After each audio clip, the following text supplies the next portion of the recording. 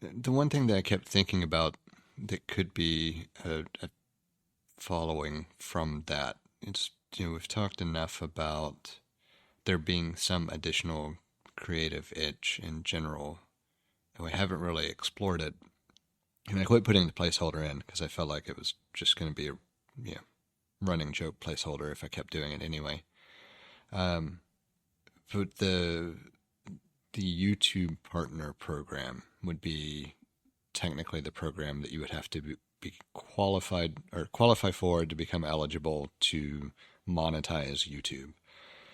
And there are two or three tiers, maybe four. I don't remember off the top of my head. I know there are different levels of acceptance and things that open up depending on number of subscribers and everything else. And uh, there, I remember the program seeming overwhelming to try to get to, but it's because it prioritizes people who have put time and effort into their channel, not just the virality of one or two one-off videos. So it makes sense. If you think about trying to build a consumer base or something, you're trying to create content for an audience, and that's what YouTube tries to reward in theory. The problem that I have with it is that I think it's kind of an outdated model because it doesn't take into account how popular certain types of content can be as well. But then again, I feel like that's what, TikTok and Instagram are for. Well, I mean, I think that I think TikTok really, you could say TikTok was a disruptor, because they came in with their format and their, really their algorithm along with the format that made a significant impact on the way we consume content, and to the I guess to the extent that everybody has copied them. Facebook, Instagram, YouTube, they all have a version of the doom scroll. And people joke, it's like I saw it on Instagram 4 weeks after it was relevant on TikTok. So because all of these content creators are putting their I think TikTok is still the leader there. I think it's still, as far as like that's where creators want to be, because that's where the audience is. And it's like if I make a video for I make this short form format that was designed to be consumed on the phone, because if you look, YouTube was not designed to be consumed on the phone. Instagram was not designed for video. Facebook was not designed for video. Who else is out there? I don't even know if, what's that one that's got the ghost? I can't even remember the name of the. Thank you. Snapchat was designed not for this either. Snapchat has, it had different goals, and I assume that they're probably copying the TikTok format as well. I don't know. I haven't. I know I have a Snapchat account out there, but I haven't logged into. I haven't even had it on a device in I don't know how long. I'm not trying to cheat on anybody. There's just I totally lost my train of thought with that last comment. I do think that it's interesting, just to come back to YouTube for a moment. I do think it's interesting that based on conversations with, I'll just say YouTube representatives for vagueness purposes. From Alphabet or from? No, so from people who were involved with YouTube directly. I mean, I assume at some point they were Alphabet employees, but I don't know what the breakdown is. But their titles and everything referenced YouTube specifically. But what I was going to say was that I met these people at Build, and so talking to them a little bit about the platform and what they're potentially trying to do, or just understanding it a little bit better at a different level than what I'm involved with them with at this point. It does sound like they have a clear goal in mind for the different types of content that you would have accessible on YouTube, and really want to embrace that. Like, shorts are made for the phone, and if you're browsing in your living room, you're probably looking at, full videos instead of shorts, as opposed to scrolling around on the phone, things of that nature. Not saying that they've done a good job with this at all by any means, but listening to them talk about the desire for the content that you consume on a device to be the type of content that you would want to consume on that device.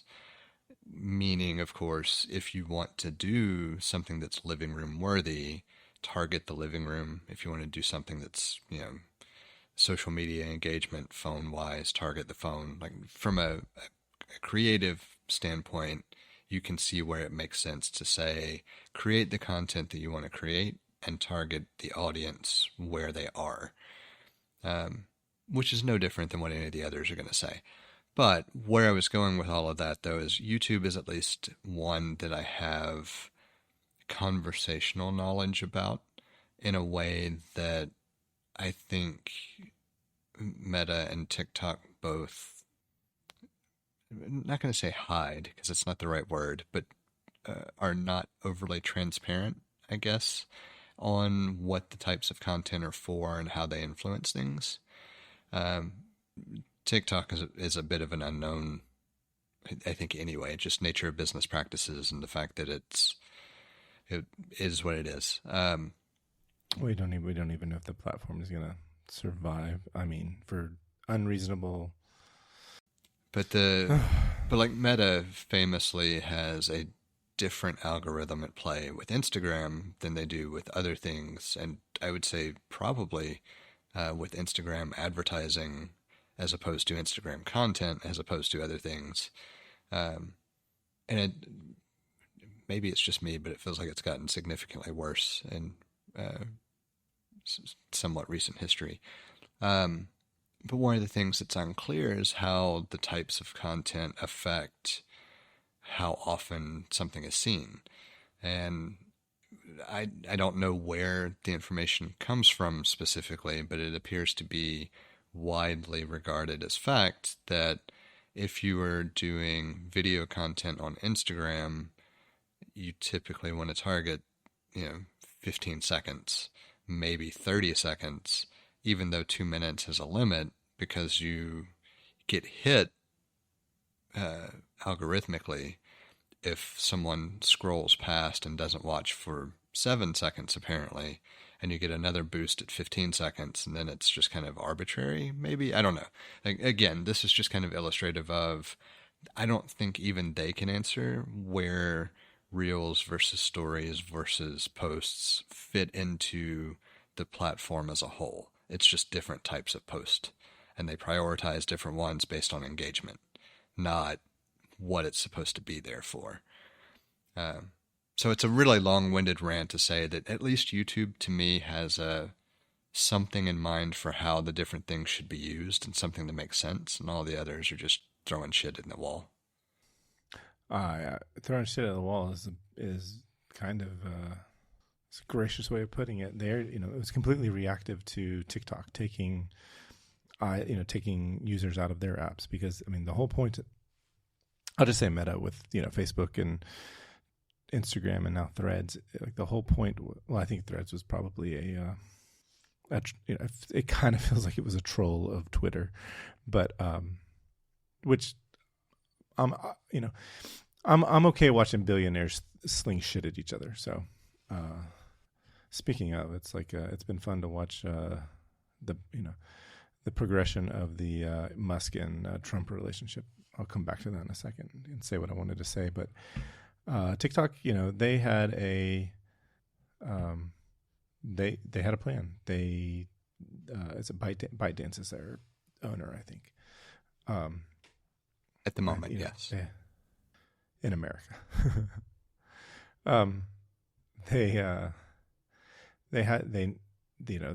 They built a platform to do a certain thing, to engage users in a certain way with a certain format that was specific to the smartphone. Made sense. They came in, they've been around since 2016, and they took off during the pandemic in 2020. And Meta and YouTube, maybe YouTube less so, but Meta definitely reacted. I mean, it was just a reaction. It's like, how fast can we implement portrait videos that you slide up to watch? Like, we need to implement that as soon as possible, and apply our algorithms to it, and just make it work. And so it's always been a game of catch up for them, and it's clear if you use one versus the other. So, and they just 5 years later, they haven't really done anything more than we played catch up. Whereas YouTube, it started before the mobile revolution. We didn't have we weren't watching videos on our phone when YouTube came out, and YouTube wasn't even about the sort of content that we see on YouTube. It was meant to be a dating app. It was supposed to be the video version. It was initially developed to be the video version of Hot or Not, and then the founders thought, oh, we can do more with this. This is going to be more useful than a dating app, and then Google bought them. I do not remember that history. I learned it sometime this year. I was not around for that. I just learned about it this year because I was like, oh, okay. I knew that they were not initially for Google, and I knew that it was something. I knew it was like the same thing with Facebook. Facebook was meant to be an online version of the student body at Harvard.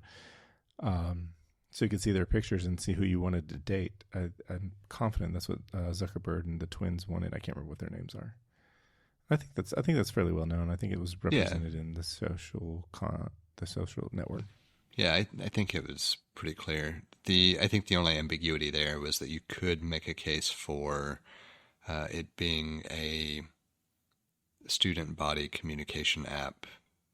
In its more generic sense, if you really wanted to, but it was essentially a how do I get to see the people that I might want to date kind of app. They got the school buy-in with the aforementioned line that you dropped there, and the underlying desire was, who do I want to date? I don't necessarily think that's a bad thing. It's I think the people behind it they likely, if it's not known, they likely had some gross intentions. But to be fair, people, you connect people want to date. That's dating is, trying to use technology to date is not an inherently bad thing.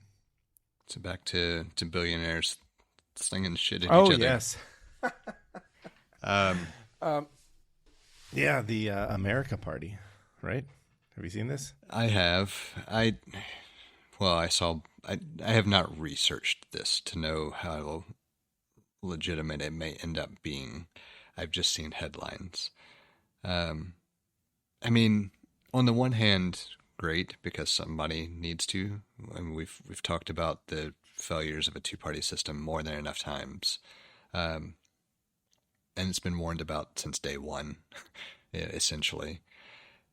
So, would Musk be someone I would choose to be at the forefront of creating another political party? Absolutely not, but somebody needs to. And he at least has the money to pull it off, in theory. Yeah, so I thought, okay, if nothing else, we're at least, dipping our toe into diversifying the number of parties, because the two-party system is a huge problem, and it will always be a huge problem. And even our first president, George Washington, warned against the two-party system. He said that the two-party system. So this is not an unknown problem in politics. That being the case, I thought, okay, that was my initial take. And then today I had a conversation with a friend of mine, and he told me, and I wish I could remember the details, but because a third party is problematic. The most success any third party had was Ross Perot's party in 1992, and I think he garnered just under 20% of the vote, which is significant because now the Green Party and the Libertarian Party, if they're in the single digits of votes that they pull. So something like over 96% of votes go to combined Democratic and Republican parties. And then after Perot's party, we saw the Tea Party starting to emerge.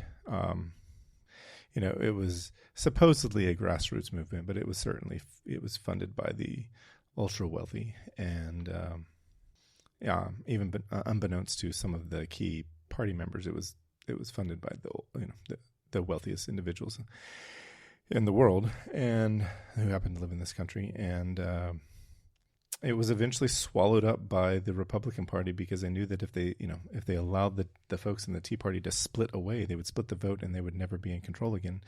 And my goodness me, I wish that had happened.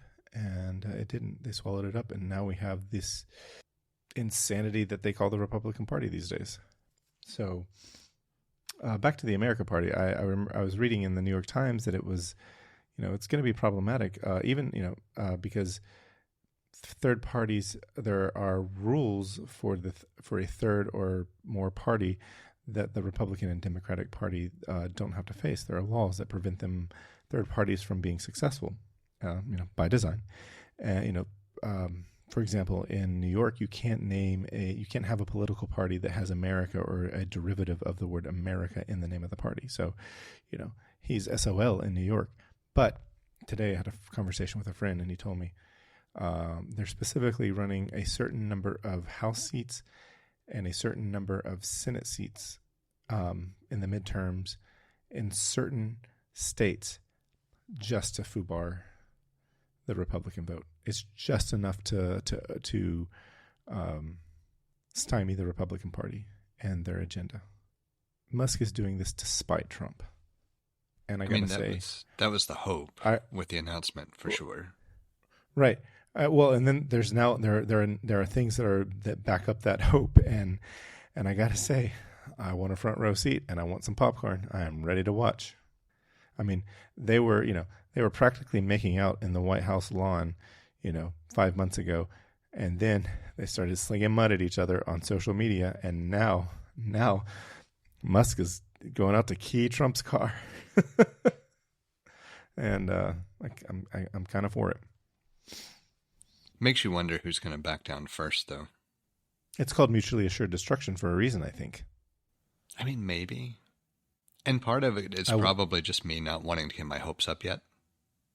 No, I get that, and I wouldn't say that I have my hopes up. Because all these things, very recently, speaking of potential hopes not be, I have my hopes up for the Epstein list, and because there's all this talk that Trump's on that list, and now they're like, oh, there's no list. Bullshit. There's a list. There's data. It's just we now have a bona fide example of how bad you have to fuck up in life, and how illegal, how much illegal do you have to do to have to win the presidency, and that's where we live today. The real question is going to be, will it end up being enough to avoid any kind of accountability? Will it? And I mean, maybe. If nothing else, he's close enough to death. So, yeah, I think he'll die before he has to be accountable. I sadly, I think he's too close to. I think he's too old to be held accountable, in the sense that, not that he's too old of a person and we're going to go soft on him. I think we're going. I think we're not holding him accountable because the system is completely fucked.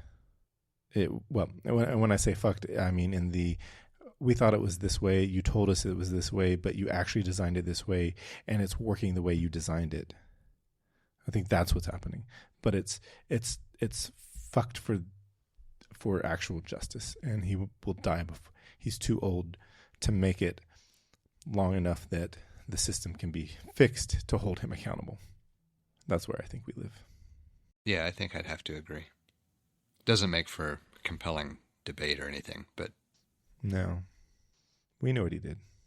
The only thing that we can hope for is that he goes down in history as the evil man that he is.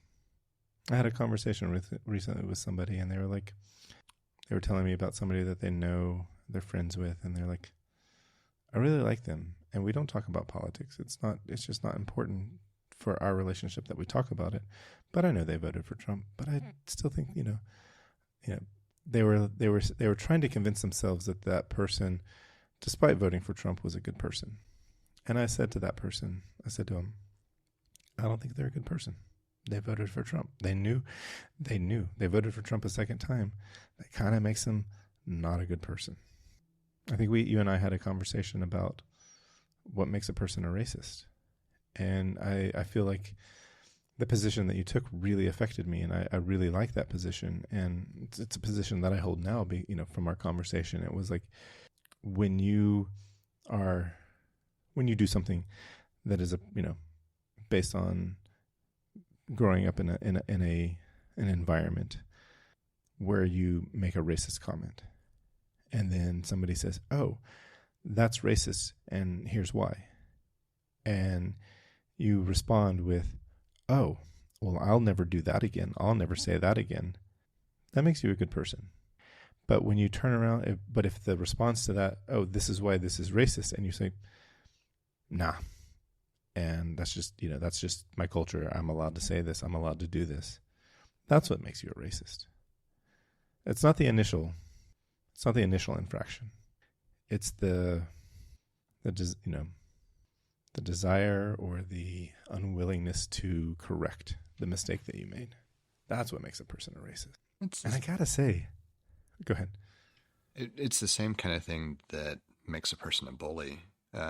Yeah. And you could get other examples too, but Yeah. Generally speaking, I think the way I phrased it was something along the lines of having the awareness for the capacity for change, but refusing to acknowledge it, or refusing to alter behavior based on new input. Or, we've talked about it in the scope of growing as a human plenty of times, where if you reevaluate a thought or something that you have in the wake of new information, you're striving to do better. Any of those examples, but the whole concept of trying to take information and adjust behavior based on new information is a cornerstone facet of what makes a decent person a decent person. Yeah. Well, the example that I thought of when you just said that was, it's like when you have a toddler and they bite someone, and then you tell them, this is why biting is bad. And then you bite them to, show that they're, show, hey, this is why biting is bad. It doesn't feel good. And then they're like, they keep biting. That makes them a biter. Yeah. That's the thing. That's the example I thought of when you said that. So it amused me, but yeah. And, I'm glad you said bully, because sometimes people do things and they don't realize that they're bullying. And if you can explain to them, this is bullying. It's like, oh, and you either have a change of heart or you don't. And when you don't, it's like, okay, well, you're now a bully. We can classify you as a bully. We can classify you as a bigot. We can classify you as a racist. And it kind of like, I came across an account on Instagram, and I looked at it for too long today. But when I say too long, I mean longer than I really wanted to. But it was an account that basically docks people who are misbehaviors. So in the hopes of there's some of these reports where it's like, yeah, this person got fired because of their behavior. But I was just kind of amused by how many racist, people that are saying like horrible racist things, like horrible, slangs, to people, to their face. This is not just, this is a video of like, the video that caught my attention, initial video that caught my attention was a woman calling, some people. I don't even know that she knew what country they were from, but they weren't white. They were brown people. They were people of color. And she was calling them some really, they're terms that you've heard before, but they're not okay. These are things that are not okay to say. She's making racist comments. She's, she actually assaulted one of them. Because if you touch somebody, you slap somebody, that's assault. No matter how minor that attack was, it's still assault.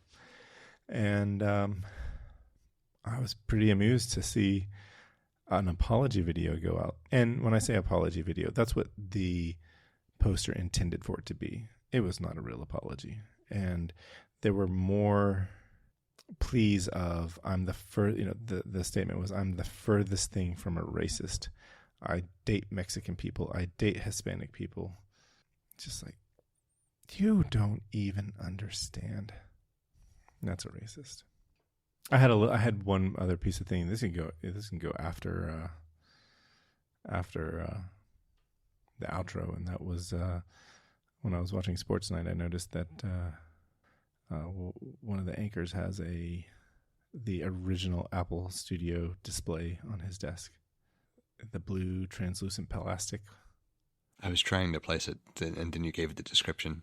I don't know that I ever even saw one of those in person. I've never seen one in person. The first time I saw one is in the movie Bedazzled with Brendan Fraser. He has one on his desk, and I think it's the Bondi blue one. But there was one before that that's a darker blue that matches the blue on the G4, Power Mac G4. But I actually didn't remember that anything was called the Studio Display. I know that when Apple released the current version of the Studio Display that it was a name that they had used before, but I did not remember how many Studio Displays there were. But the original one came out in the late 90s. I think it was 98 to 2004 that it was sold. First flat panel display that Apple sold. I mean, I can at least picture it in my head, but I don't think I ever saw one in person. No, I definitely did not see that. I might have seen the Bondi blue one. I definitely saw the CRT version of it. There was a CRT Studio Display. It was huge. I don't think I saw that one either. I saw one in a lab. Like somebody had. Oh, that would make sense. Yeah. It was actually a science lab or a biology lab. Because everything I remember encountering for the most part was either a relatively standard computer monitor at the time, or I remember seeing a lot of the Sony Trinitrons at that point. I remember the Sony Trinitron. Those were good. I remember seeing the Apple Cinema display in CompUSA, the plastic one. Yeah, I vaguely remember that one. I remember thinking it was like so cool, and it was just so high end. Next to the, I remember seeing one attached to a G4 Cube, and one attached to a Power Mac G4. And then I remember when the G5 came out, and then soon after that, they changed the cinema display to have the aluminum enclosure, and those were really cool. I worked for a guy who had the 30-inch one. I remember going to his office. He had that thing filled up with papers, and he had a statistics program running. I mean, he had all this stuff. He had a 15-inch PowerBook. For a moment, I was like, what did they call the thing? What did they call the MacBook Pro before it was a MacBook Pro? Do we have enough? We have a number of different ways set up for you to get in touch with us to provide feedback, ask questions, or just comment in about something we've discussed. You can hit us up on Twitter or Instagram at untitled_hosts. or shoot an email over to untitled.hosts@gmail.com. Or get in touch directly with Jesse at jthart.com, or get in touch with me, John, via telepathy. If you would like to support our work or are interested in listening to our new after show feed, head over to patreon.com/theUntitledPodcast and take a look at the options we have set up. Thank you for listening. We hope you've enjoyed the show. And we hope to connect with more of you as we continue this journey. That's a wrap.